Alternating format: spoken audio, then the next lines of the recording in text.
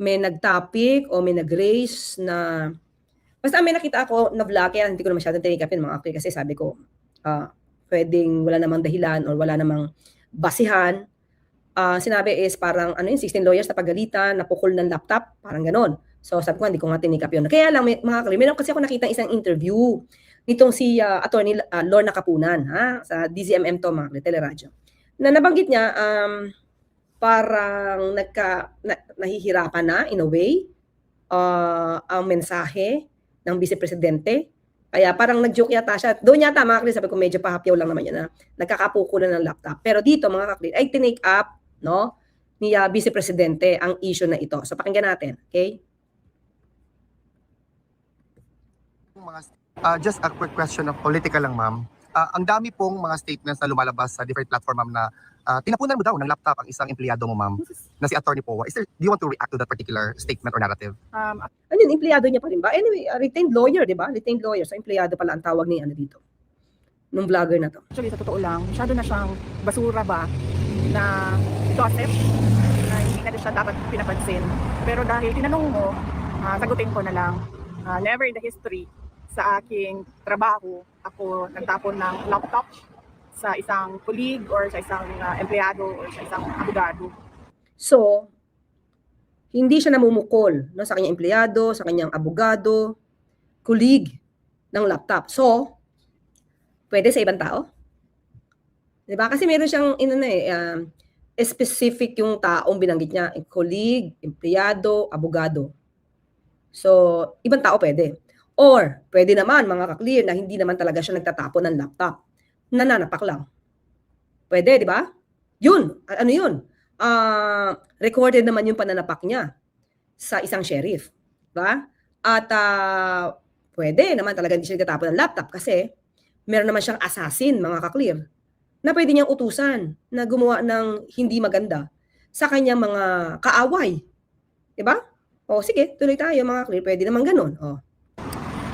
Dahil unang-una, wala naman atang, pag nagtapon ka ng laptop or nagtapon ka ng cellphone, wala siyang benefit sa iyo.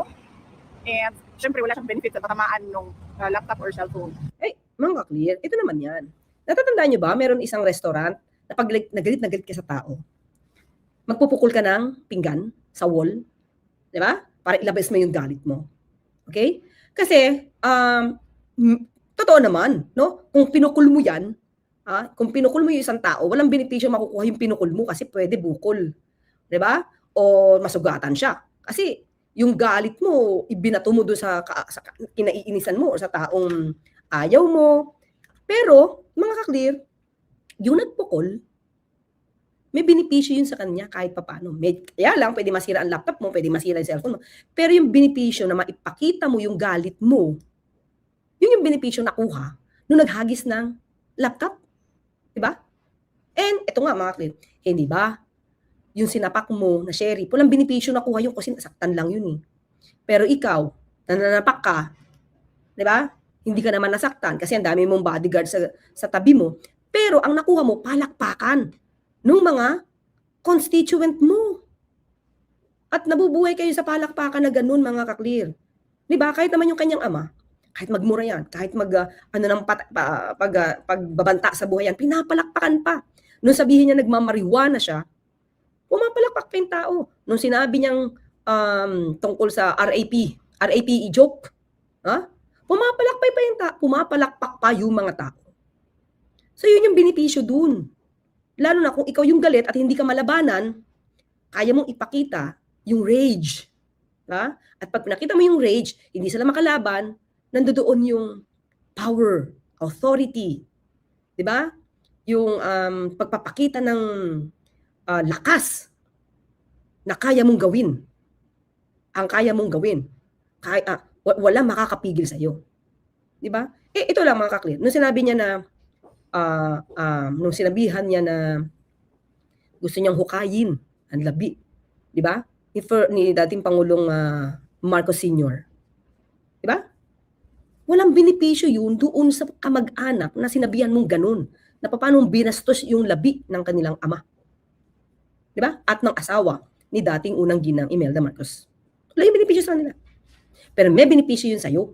Kasi nakapanakot ka. Ipinakita mo kung papaano kumilos ang isang Duterte. At pinapalakpakan ka nun ng mga kaalyado mo. Pinapakita mo, ikaw ang agila, buitre ng Davao. Diba? Yun yung benepisyo mo. Pinapakita mo na, ano yun? Tapang. Tapang at tapang. Pero yung malasakit, wala. Diba? Diba? Okay. So, mga clear. So, tuloy tayo. Tingnan natin kung ano pa amin niya dito. Pangalawa, hindi ako gumagamit ng laptop kasi hindi ako marunong gumamit ng computer. Hala, mga kaklir. Si Pangulong Marcos Jr., actually nung ako'y napunta dito, sa Kuala Lumpur pa lang mga kaklir, ang pinag-uusapan nilang ma-develop, AI na. Totoo. AI na. At si Pangulong Marcos Jr. masyadong techie. Tapos, ito na gustong magpangulo, I mean, ayoko namang anuhin pero mga kaklir, mataas ang ambisyon nito. Gustong maging pangulo. Pero yung pinaka-basic na paggamit ng laptop, na paggamit ng computer, hindi siya marunong. So, tanong natin, paano ka bang gumawa ng pleadings? Unang-una pala, nag-practice ka ba talaga as a lawyer? Naging trial lawyer ka ba? May law office kayo eh. Nakagawa ka ba ng pleadings? Ever? Diba?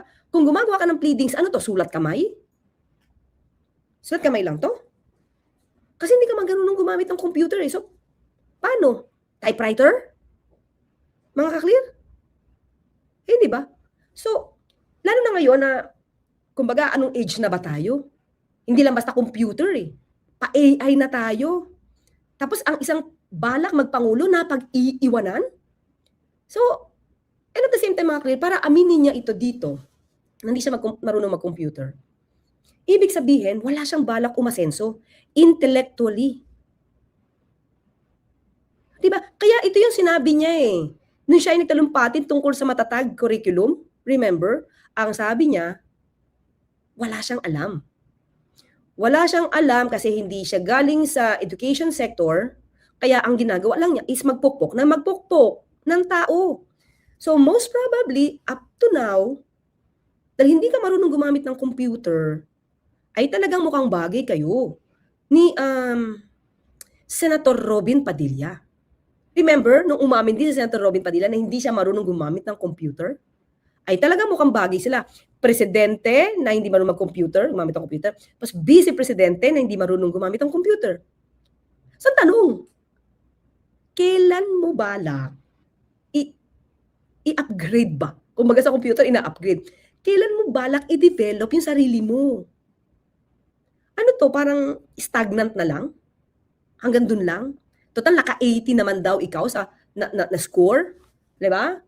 Na grade, di ba?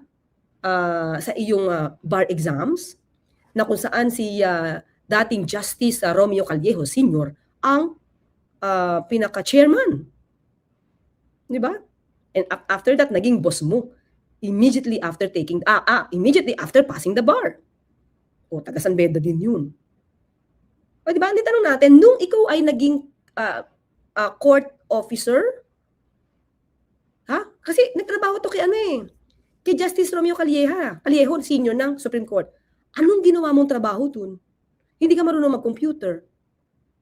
Kasi mga kakris, sa totoo lang kahit yung mga bata, ngayon, sanay na sanay sa computer. Bakit? Kasi ito na yung panahon. Wala nang typewriter. Diba? So, ang tanong na lang, may bala ka ba na iangat pa yung sarili mo o dyan na lang? Diba? Ang madalas mong kausap, katulad niyan, mga vlogger sa tabi mo. So, ang tanong natin, may nakukuha ka bang mga polisiya sa mga madalas mong kausap na challenge ba yung iyong kumbaga intellectual capacity para mag-isip ng malalim, para mag-aspire, para mas matuto pa kasi gusto mong maging pangulo. Sige, tuloy tayo mga kaklir. So medyo isa tong revelasyon Sa lahat ng mga documents, nire-rely ko lang yan sa kasamahan sa opisina. See, yun na nga lang mga kaklir. Inaasahan niya lang yung mga tao sa paligid niya na magtrabaho for her. Hindi ba? Hindi ba nakaka-alarm? Hindi ba alarming yun? Kaya nga anytime pwede niyang iwan yung opisina niya at mag-go in a vacation, no? Kasi tao lang niya pinapupukpok niya at inamin naman niya yun. Wala siyang galing, di ba? Wala siyang kaalam-alam sa matatag curriculum. Ni hindi niya kayang reviewin dahil hindi niya alam. At ang galing lang niya ay magpukpok ng taong magtatrabaho para sa kanya. So paano ito magiging presidente? Magpupukpok lang ng tao. Hindi na ito mag-iisip. So most probably, hindi na ito mag-iisip. Hahayaan niyo na lang tao mag-decide for her. The people who are there for her to work for her. So siya, wala, ano na? TikTok lang? Baka bakasyon lang? May nakikita natin no, kung paano siya kumilos. Nakikita natin kung hanggang saan talaga yung capacity niya, with this revelation. Minsan nagpagamit ako ng laptop, gamit ko yon pag may Zoom meeting. Kasi para maganda yung image. Para maganda yung image sa Zoom meeting, laptop ang ginagamit ko, hindi cellphone. Oh, so, tingin ko may tagapindot pa to mga kaklir kung paano mag-Zoom. So, ang importante lang sa kanya, ginagamit niya lang yung laptop niya para maganda yung image niya. Kasi siguro mas maganda siya pag nasa laptop. Yung itsura niya, mas malinaw kaysa daw sa cellphone. So, yun lang. Diba? Wala na siyang alam gamitin sa laptop. Mag-Zoom lang. So, never niya, sa tinagal-tagal niyang politiko, mga kakli, sa tinagal-tagal niya na nakapasa sa law with an 80% na grade, hindi niya pinursiging matuto. Mga kakli. Kaya, kapag tinatanong ito, especially sa mga hearing, wala siyang masagot. Kasi lumalabas, ibang tao ang nagtatrabaho for her. Remember, meron tinanong sa kanya eh. I just forgot Congressman Paul, I forgot the name. Parang niya, are you aware of this para internet, etc., etc. Yes, ganyan. Pero nahinto siya. Natatandaan niyo yung isang video na hanapin ko yon. Tapos biglang, I would like Yusek ganyan to answer the question. Mga kaklir, ibig sabihin din, ang question lang is, are you aware? Pati ba yung personal mo na damdamin, dapat ibang tao ang sasagot? Diba? Parang hindi siya nag-aspire for development.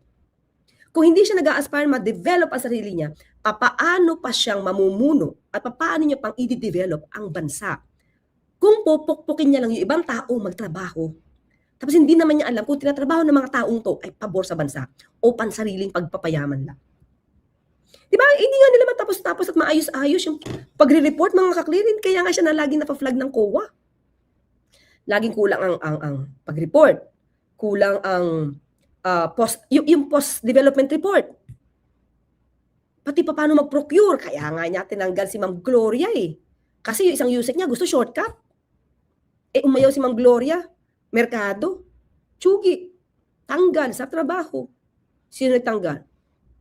This is Zuleika Lopez. Diba mga kaklir? So tuloy tayo. Hindi siya marunong mag-laptop ha? Sunod ay Proud pa siya mga kaklir ha? Proud pa siya. Kunin ko nga itong picture na to. Proud pa siya na aminin na wala siyang alam. Dahil pa siya ng ibang mga bata. yung laptop ko, personal ko siya na laptop. Binili ko siya, mahal siya. And Mga kaklir ha? Maluho pa. Mahal yung laptop niya. Pero hindi niya alam i-operate. Nakita niyo yung point, mga kaklir? Paano kang mamumuno? Kaya katulad niya sa OBP. Kung wala kang kaalam-alam sa mga bagay-bagay. Talagang mangyayari dito, pukpok lang ng pukpok. Nandiyan naman si Atty. Zuleika Lopez.